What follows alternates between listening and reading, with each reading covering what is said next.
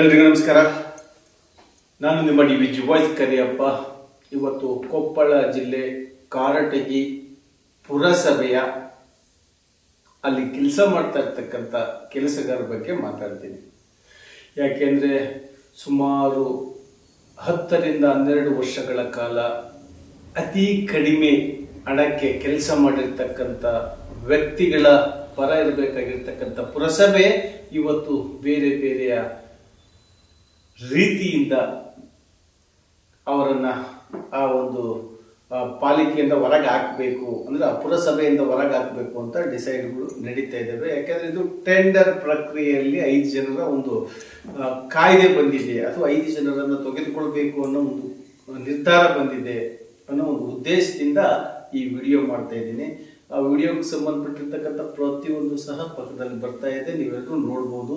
ಈಗಾಗಲೇ ನಾನು ಅಧ್ಯಕ್ಷರಾಗಿರ್ತಕ್ಕಂಥ ಸಾಬಣ್ಣ ಅಂದ್ರೆ ಮುಖ್ಯಸ್ಥರಿಗೆ ನಾನು ಕರೆ ಮಾಡಿದ್ರೆ ಬರೀ ಬಿಸಿ ಬರ್ತಾ ಇದೆ. ಅದೇನೋ ನಮ್ಮ ರಿಪೋರ್ಟ್ರಿಗೆ ಶರಣ ವನೆಗೇರ ಅವರಿಗೆ ಫೋನ್ ಮಾಡಿ ಹೇಳಿದ್ರೆ ಮೀಟಿಂಗ್ ಅಲ್ಲಿ ಇದ್ದಾರೆ ಅಂತಂದು ಹೇಳಿದ್ರು. ಇವ್ರು ಏನ್ ಮೀಟಿಂಗ್ ಮಾಡ್ತಾರೋ ಅಂತ ಜಿಲ್ಲಾಧಿಕಾರಿಗಳು ನಮ್ಮ ಸುರೇಶ್ ಇಟ್ನಾಳ್ ಅವರು ಇದರಲ್ಲಿ ದಯವಿಟ್ಟು ನೀವು ಆ ತಾಲೂಕಲ್ಲಿರ್ತಕ್ಕಂಥ ಏನು ಈ ಕಷ್ಟಪಟ್ಟು ಹಗಲಿರುಳು ಕಷ್ಟಪಟ್ಟು ಆ ರೋಡಲ್ಲಿರ್ತಕ್ಕಂಥ ಕಸ ಆ ಗಲೀಜು ಹೇಳ್ಬೇಕು ಅಂತ ಹೇಳಿದ್ರೆ ಆ ಗಲೀಜನ್ನೆಲ್ಲ ತೆಗೆದು ಸುಮಾರು ಅಂದ್ರೆ ಆ ಸಮಯದಿಂದ ಇಲ್ಲಿವರೆಗೂ ಮಾಡಿರ್ತಕ್ಕಂಥವ್ರಿಗೆ ಕಾಯಂ ನೌಕರಿ ಕೊಡಿ, ಅಂದ್ರೆ ಈ ಟೆಂಡರ್ಗೆ ಹಾಕೊಳ್ಳಿ. ಇವಾಗ ಏನು ಅಲ್ಲಿ 17 ಜನ ವರ್ಕ್ ಮಾಡ್ತಾ ಇದ್ದಾರೆ, ಅದರಲ್ಲಿರ್ತಕ್ಕಂಥ 5 ಜನರನ್ನ ಆಯ್ಕೆ ಮಾಡ್ಕೊಳ್ಳಿ. ಅದನ್ನ ಬಿಟ್ಬಿಟ್ಟು ಯಾವನೋ ಒಬ್ಬ ಇನ್ಫ್ಲೂಯೆನ್ಸ್ ಮಾಡ್ತಾನೆ, ಯಾವನೊಬ್ಬ ಪುರಸಭೆ ಮೆಂಬರ್ ಹೇಳ್ತವನೆ, ಯಾವನೋ ಒಬ್ಬನ ಅಧ್ಯಕ್ಷ ಹೇಳ್ತವನೆ, ಯಾವನೋ ದುಡ್ಡು ಕೊಟ್ಟು ಬರ್ತವನೆ ಅನ್ನೋ ಒಂದು ಮಾತುಗಳು ಕೇಳಿ ಬರ್ತಾ ಇದ್ದಾವೆ. ಹಾಗಾಗಿ ಅದೇ ಗ್ರಾಮದಲ್ಲಿರ್ತಕ್ಕಂಥ ಗ್ರಾಮಸ್ಥರು ಏನ್ ಹೇಳಿದ್ದಾರೆ, ಹಾಗೆ ಆ 17 ಜನ ಏನ್ ಹೇಳಿದ್ದಾರೆ ಎಂಬುದ್ರ ಬಗ್ಗೆ ಪೂರ್ಣ ಮಾಹಿತಿಯನ್ನು ತಿಳ್ಕೊಂಡ್ ಬನ್ನಿ. ವರದಿ ಶರಣು ವನೆಗೇರ. ನಮಸ್ಕಾರ. ತಗೊಳ್ಳೋದು ಬಿಟ್ಟು ಬೇರೆ ಯಾರನ್ನ ತಗೊಳ್ಳೋದಲ್ಲ, ನೀವು ಸ್ಟ್ರೈಕ್ ವಾಪಸ್ ತಗೊಳ್ರಿ ಅಂತ ಹೇಳಿ ಹೇಳಿದಾಗ ಇವರೆಲ್ಲರೂ ಏನಪ್ಪ ಅಂತಂದರೆ ಸ್ಟ್ರೈಕ್ ವಾಪಸ್ ತಗೊಂಡಿದ್ರು. ತದನಂತರ ಇತ್ತೀಚಿನ ದಿನಮಾನಗಳಲ್ಲಿ ಇಲ್ಲಿ ಪುರಸಭೆಯಲ್ಲಿ ಏನು ನಡೀತೆಂಬುದು ಯಾರಿಗೆ ಗೊತ್ತಾಗಲಾರ್ದಂಥ ವಿಷಯ ಆಗಿಬಿಡುತ್ತೆ. ಯಾಕಂದರೆ ದುಡಿದವರಿಗೆ ಕೂಲಿ ಕೊಡ್ರಿ ಅಂತಕ್ಕಂಥದ್ದು ನ್ಯಾಯಯುತವಾದ ಒಂದು ಬೇಡಿಕೆ. ಆ ನಿಟ್ಟಿನಲ್ಲಿ ಖಾತೆಗಳನ್ನು ತಿದ್ದಕ್ಕಂಥವ್ರನ್ನ ಪುರಸಭೆಗೆ ಇಟ್ಕೊಳ್ತಾರೆ. ಆಮೇಲೆ ಕಾರಟಗಿಯಲ್ಲಿ ಏನಪ್ಪ ಓದಿ ವಿದ್ಯಾವಂತ ನಿರುದ್ಯೋಗಿಗಳು ಇಲ್ಲ ಏನೋ ಅಂತ ಅನಿಸ್ತದೆ ನನಗೆ. ಬೇರೆ ಊರಿನಿಂದ ಬಂದ ಕಳಿಸಿ ಅಂಥವ್ರಿಗೆ ಅವಕಾಶ ಕೊಟ್ಟು ಪುರಸಭೆ ಒಳಗೆ ಹೋಗಿಸ್ಕೊಳ್ತಾರೆ. ಆ ವ್ಯಕ್ತಿ ಏನು ಮಾಡ್ತಾನಂತಾರೆ, ಫಾರಂ ನಂಬರ್ 3ಗಳನ್ನು ಬೇರೆ ಲಾಗಿನಲ್ಲಿ ತೆಗೆದು ಬೇರೆಗೆ ಬೇಕಾದವರಿಗೆ 2-3 ದಿವಸದಾಗ ಫಾರಂ ನಂಬರ್ 3 ಕೊಡ್ತಕ್ಕಂಥ ವ್ಯವಸ್ಥೆ ಮಾಡ್ತಕ್ಕಂಥ ವ್ಯಕ್ತಿನ ಪುರಸಭೆ ಒಳಗಡೆ ತಗೊಳ್ತಾರೆ. ಇದು ಯಾಕೆ ಹಿಂಗೆ ಆಗ್ತೈತೆ? ಯಾರು ಒತ್ತಿ ಬಿದ್ದಿದ್ದಾರೆ? ಇವತ್ತು ದುಡಿದವ್ರು ನ್ಯಾಯ ಕೇಳಿದ್ರೆ ಅವ್ರಿಗೆ ನ್ಯಾಯ ಕೊಡದೇನೆ ಅವಂಥವ್ರನ್ನ ಪುರಸಭೆಗೆ ಸೇರಿಸ್ಕೊಳ್ತಕ್ಕಂಥ ಒಂದು ಮುಲಾಜಿ ಏನೈತೆ ಅಂತ ನನಗೆ ಇದು ಗೊತ್ತಾಗ್ತಿಲ್ಲ. ಯಾಕಂದ್ರೆ ಸಾಮಾಜಿಕ ನ್ಯಾಯ ಪರವಾಗಿ ನಾನು ಇವತ್ತು ಮಾತಾಡಕತ್ತೀನಿ. ನಾನು ಇವತ್ತು ಸದಸ್ಯರಲ್ಲಿ, ಅಧಿಕಾರಿಗಳಲ್ಲಿ, ಮುಖ್ಯಾಧಿಕಾರಿಗಳಲ್ಲಿ, ಅಧ್ಯಕ್ಷರಲ್ಲಿ ನಾನು ವಿನಂತಿ ಮಾಡಿಕೊಳ್ಳೋದಷ್ಟೇ, ನ್ಯಾಯಯುತವಾಗಿ ದುಡಿದಿರ್ತಕ್ಕಂಥ ಕೆಲಸಗಾರರಿಗೆ ಕೂಲಿ ಕೊಡ್ರಿ, ಅವ್ರ ಹೊಟ್ಟೆ ಜೀವನ ಬದುಕ್ತದೆ, ಅವ್ರ ಮಕ್ಕಳು ಮರಿ ಬದುಕ್ತಾರೆ ಅಂತ ಹೇಳ್ತಕ್ಕಂಥ ಒಂದು ವ್ಯವಸ್ಥೆ ನನ್ನದು. ವೈಯಕ್ತಿಕ ವಿಚಾರ ಏನಪ್ಪ ಅಂತಂದರೆ 17 ಜನ ಸುಮಾರು 10 ವರ್ಷಗಳವರೆಗೆ ದುಡಿದಿದ್ದಾರೆ, ಏಳು ಬಳಿದಿದ್ದಾರೆ, ಕಸ ಒತ್ತಿದ್ದಾರೆ, ಊರನ್ನು ಸ್ವಚ್ಛ ಮಾಡಿದ್ದಾರೆ. ಈಗ ಇವರು ನಮ್ಮ ಊರವರು ಅವ್ರಿಗೆ ನ್ಯಾಯ ಒದಗಿಸ್ಕೊಡ್ರಿ ಅಂತಕ್ಕಂಥದ್ದು ನಮ್ಮ ಬೇಡಿಕೆ ಆಗಿದೆ. ಫಸ್ಟ್ ಪ್ರಿಫರೆನ್ಸ್ 17 ಮಂದಿ ಕೊಡಬೇಕು. ಈಗ 5 ಪೋಸ್ಟ್ಗಳೇನು ಬಂದಾವಲ್ಲ, ಆ 5 ಪೋಸ್ಟ್ಗಳು 17 ಜನರು ಒಳಗೆ ಕೊಡ್ರಿ. ಇವ್ರನ್ನ ಖಾತೆ ತಿದ್ದುಪಡಿ ಮಾಡೋರು ಮನ್ಯಾಗ 4 ಮಂದಿ ಇದ್ರೆ 4 ಮಂದಿಗೆ ನೌಕರಿ ತಗೊಂಡವ್ರಿಗೆ ಮತ್ತೆ ಅವ್ರು ಪದೇ ಪುರಸಭೆಯಲ್ಲಿ ವ್ಯವಸ್ಥೆ ಮಾಡ್ಕೋಬೇಡ್ರಿ. ಆಮೇಲೆ ನ್ಯಾಯಯುತವಾಗಿ ಏನಪ್ಪ ದುಡಿದವರಿಗೆ ಅವ್ರಿಗೆ ಫಸ್ಟ್ ಪ್ರಿಫರೆನ್ಸ್ ಕೊಡ್ರಿ. ಅಂಥವ್ರನ್ನ ಇಟ್ಕೊಂಡ್ರೆ ಪುರಸಭೆ ಹಾಳಾಗ್ತೈತೆ, ಊರೂ ಹಾಳಾಗುತ್ತಂತ ಹೇಳಕ್ ನಾನು ಇಷ್ಟಪಡ್ತೇನೆ. ದುಡಿದವರಿಗೆ ಪ್ರತಿಫಲ ಸಿಗಬೇಕು, ಅವ್ರಿಗೆ ಕೂಲಿ ಕೊಡ್ರಿ. ನ್ಯಾಯಯುತವಾಗಿ ಊರನ್ನ ಒಂದು ಸದೃಢ ಒಂದು ಕಾರಟಗಿ ಪುರಸಭೆ ಅಂತೇಳಿ ಮಾಡಲಿ ಅಂತೇಳಿ ಅವ್ರಿಗೆ ನಾವು ಅವಕಾಶ ಮಾಡಲಿಕ್ಕೆ ನಾನು ಕೇಳಿಕೊಳ್ತೇನೆ.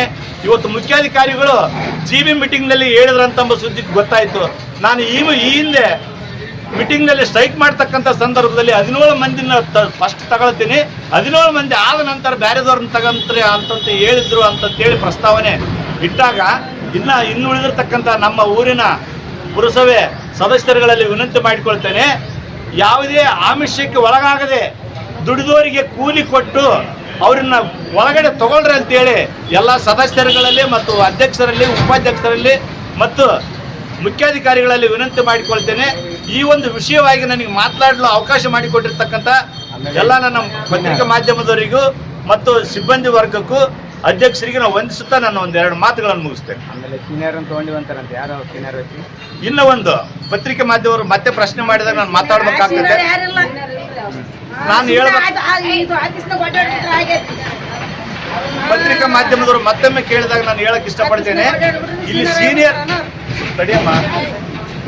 ಸೀನಿಯರ್ ಅಂತಂದ್ರೆ ಯಾರಪ್ಪ ಅಂತಂದ್ರೆ ಇಲ್ಲಿ ಬಿಲ್ ಕಲೆಕ್ಟರ್ ಮುದುಕಪ್ಪ ಅಂತಿದ್ದ, ಅವ್ರ ಮಗ ನೆಹರು, ಅವ್ರು ತದನಂತರ ನೆಹರು ಅಂತೇಳಿ ಅವ್ರಿಗೆ ಫಸ್ಟ್ ಪ್ರಿಫರೆನ್ಸ್ ಕೊಡಬೇಕು.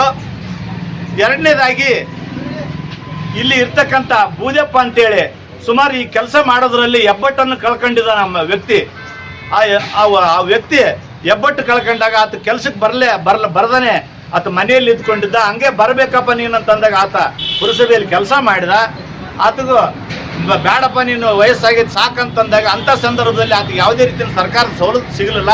ಅಂಥ ನಿಟ್ಟಿನಲ್ಲಿ ಅವ್ರ ಮಗ ಪರಶುರಾಮ್ ಅಂತ ಹೇಳಿದಾನ. ಆ ನೆಹರು ನಂತರ ಪರಶುರಾಮನ್ ತೆಗೆದುಕೊಳ್ಳಬೇಕು.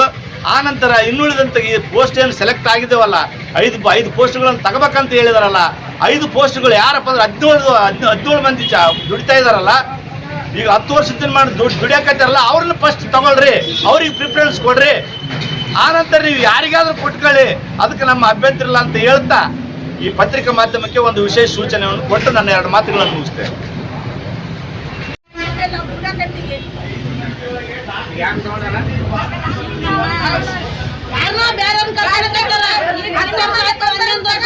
ಅವರು ಅದಕ್ಕಾಗಿ ಯಾವ ಬಂದು ನಾವು ತೋರಿಸ್ಬೇಕಷ್ಟೇ.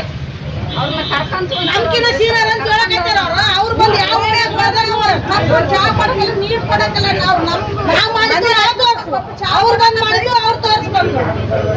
ಬೇರೆ ತಗೊಳಕ್ ನಾವು ಕೊಡಂಗಿಲ್ಲ. ಇಲ್ಲಿಂದ ಏನ ಸೀದಾ ತೆಗಿದ್ರ ಬೇರೆ ತಗೊಳಕ್ ನಾವು ಕೊಡಂಗಿಲ್ಲ. ನಿಮ್ನ 17 ಮಂದಿ ತಗೊಂಡ್ಮೇಲೆ ನಾವು ಬೇರೆದವ್ರನ್ನ ಹೇಳಿದ್ರು. 17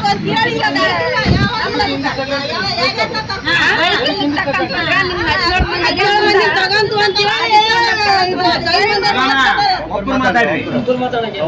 ಫಸ್ಟಿಗೆ ಸ್ಟ್ರೈಕ್ ಹಾಕಿದಾಗ್ರಿ ಸರ 17 ಮಂದಿ ನಾವು ಕುಂತ್ಕೊಂಡಾಗ ಏನಂದ್ರ ಅವರು ಮುಂದೆ ಬರೋ ಮೂಮೆಂಟ್ ನಿಮ್ಮನ್ನೇ ಕರ್ಕೊಂತು ನಾವು ಅಂತ ನಮ್ಮನ್ನ ಒಂದು ಲೆಟರ್ ಕೊಟ್ಟು ಎಬ್ಸಿದ್ರು. ಇವತ್ತಿಗೆ ಅದ್ರಾಗ 1 ರೂಪಾಯಿ ಕೊಡ್ಲಿಲ್ಲ ನಮ್ಗೆ. ಎಷ್ಟು ಮಂದಿ ಆದ್ರಿ ನೀವು? 17 ಮಂದಿ. 17 ಮಂದಿಗೆ ಏನ್ ಕೊಡ್ತಾರಮ್ಮ? ಅವ್ರ ದಿನಗೂಲಿ ಏನ್ ಕೊಡ್ತಾರ? ಏನಿಲ್ಲ, 2,500 ಕೊಡ್ತಿದ್ರು. ಕೊಡೋದ್ರಂಗನಿ ಇವಾಗ 3 ವರ್ಷ ಆಯ್ತು ಪಗಾರ